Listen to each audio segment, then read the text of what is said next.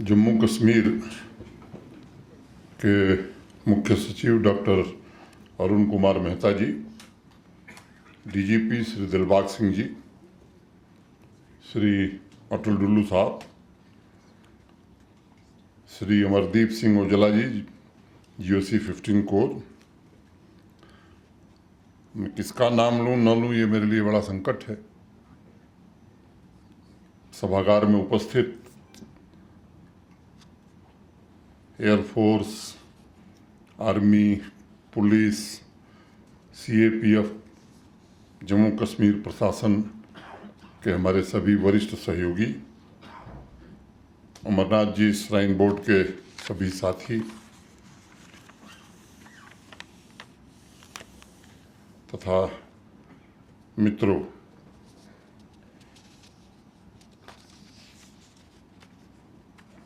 सभी वरिष्ठ प्रशासनिक अधिकारीगण, जम्मू कश्मीर पुलिस के सभी अधिकारी, आर्मी, केंद्रीय अर्धसैनिक बलों के सभी अधिकारी और जवान, सभी कैंप डायरेक्टर्स,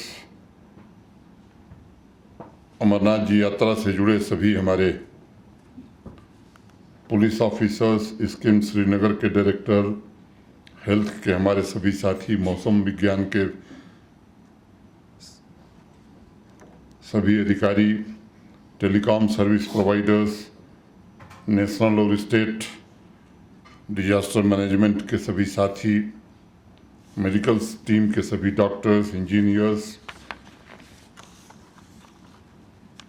श्राइन बोर्ड के सभी अधिकारी, राजभवन के सभी साथी, सबका मैं स्वागत करता हूं। आप सब अधिकांश लोग अनुभवी हैं।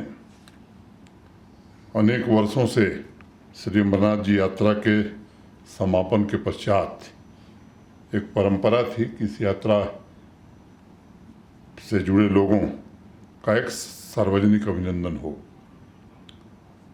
व्यक्तिगत रूप से इतने लोग जुड़े थे इस कार्यक्रम में कि सबको बुलाना मैं समझता हूं कि बड़ा मुश्किल काम है। तो श्राइन बोर्ड ने 110 लोगों को सम्मानित करने के लिए यहाँ निमंत्रण भेजा है। ये 110 लोग तो प्रतीक के तौर पर या प्रत्यक्ष रूप से दिखाई पड़ रहे हैं, लेकिन बहुत सारे लोग जो यहाँ नहीं हैं उन्होंने भी इस यात्रा में अपना अविस्मरणीय योगदान दिया है। मैं 110 सम्मानित सभी वरिष्ठ अधिकारियों साथियों के अलावा जम्मू कश्मीर के 1,30,00,000 नागरिकों का भी सार्वजनिक रूप से अभिनंदन करना चाहूँगा, जिन्होंने इस यात्रा को सफल बनाने के लिए अप्रतिम योगदान दिया है। समाज के सभी वर्ग के लोगों ने देश भर से आए श्रद्धालुओं के प्रतिदिन जिस प्रेम और उत्साह की भावना प्रदर्शित की थी, उसके लिए शब्द कम है। मैं कृतज्ञता ज्ञापित करता हूँ। आप सबके ध्यान में होगा जब प्रभु श्री राम वनवास जा रहे थे तो वो थे, सीता माता भी थी, लक्ष्मण भी थे। तो नदी के किनारे जब केवट खड़ा था नाव लेकर के, तो जब नदी पार किया तो माता सीता ने अपनी अंगूठी निकाली और केवट को कहा कि यही हमारे पास है, हम तो निकल गए हैं। तो उसने मना कर दिया, कहा कि नहीं, हमारा और आपका जो पेशा है वो एक ही है। केवट प्रभु राम से कहता है कि आपका जो पेशा है वही हमारा पेशा है, धंधा हम लोगों का एक कही है, इसलिए आपसे हम कोई किराया नहीं लेंगे। तो प्रभु श्री राम बहुत हैरान हुए कि भाई हमारा तुम्हारा प्रोफेशन या धंधा एक कैसे हो सकता है। तो अब केवट ने जो बात कही, उसने कहा कि भगवान आप लोगों को जन्म जन्मांतर भव सागर पार कराते हैं और मैं लोगों को नदी पार कराता हूँ। ठीक है कि आप भव सागर पार कराते होंगे, लेकिन मैं भी छोटी नदी पार कराता हूँ। तो मुझे लगता है कि हम लोग शायद उन लोगों को न भूलें जो करीब 22-23 हज़ार हमारे पिट्ठू वाले, पोनी वाले, पालकी वाले, इस तरह या सफाई में लगे जो लोग थे।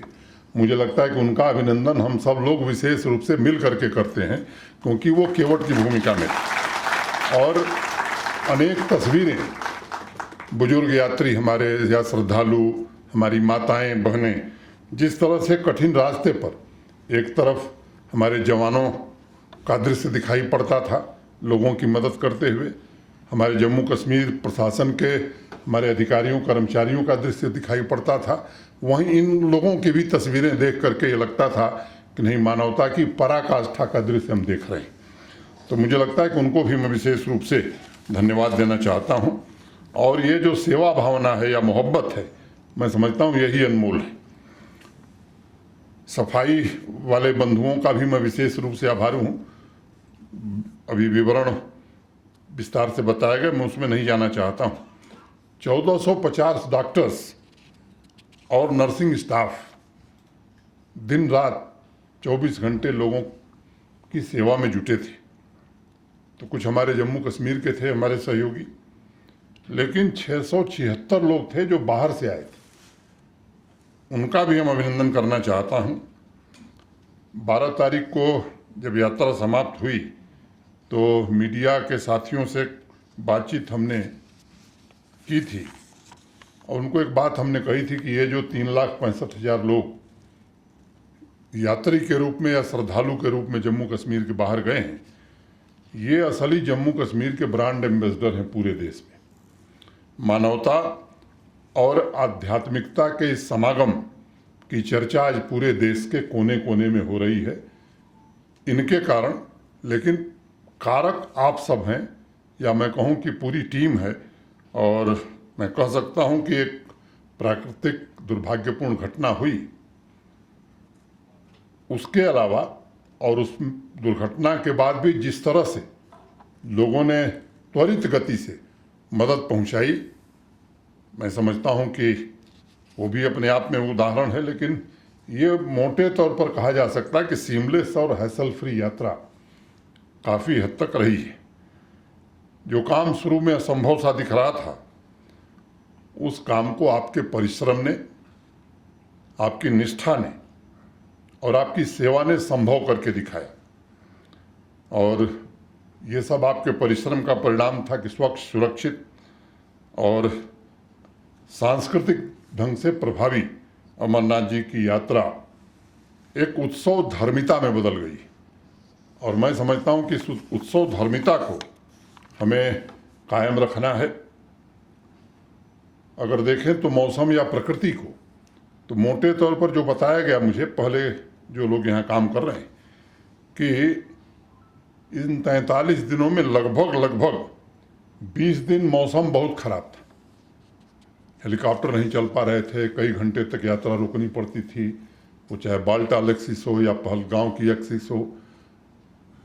हमारे कैंप डायरेक्टर्स या उनकी देख रेख के लिए जो वरिष्ठ अधिकारी लगाए गए थे, पुलिस के हमारे जो ऑफिसर थे, तो पल पल क्या हो रहा है वहाँ वो ध्यान रखते थे। यहाँ बैठ करके जो सीनियर ऑफिसर्स थे वो ध्यान रखते थे। और इसके कारण मैं समझता हूँ कि ये यात्रा हम सब कर पाए हैं। टेक्नोलॉजी का लाभ निश्चित रूप से मिला है और पहले से बेहतर सुविधाएं देने में हम सफल हुए। जो तालमेल था सिविल और सिक्योरिटी फोर्सेस का, मैं समझता हूं कि वो भी बड़ा ही उत्कृष्ट था। एक दूसरे से जिस तरह का संपर्क था, आधी रात हो, सुबह हो, 4 बजे हो, मैं खुद महसूस करता था कि कुछ हमारे ऑफिसर से, मैं नाम लेना लगता है कि मुझे उचित नहीं है, कि वो 2 बजे मैसेज कर रहे हैं और 5 बजे फिर ड्यूटी पर हैं। मैंने 1-2 लोगों को कहा कि भाई ऐसे काम मत करिए, बीमार पड़ जाएंगे। जब मैं खुद कैंपों में गया तो वहाँ का दृश्य देखने के बाद लगता था क्या वास्तव में अधिकारी हैं या 24 घंटे काम करने वाले लेबर हो गए। मैंने इस तरह का वातावरण मैंने नहीं देखा था। मैं सभी अपने सहयोगियों का, जिन्होंने बहुत मेहनत से काम किया है, सार्वजनिक रूप से आप सबकी कर्मठता की और सेवा भावना की सराहना करता हूँ।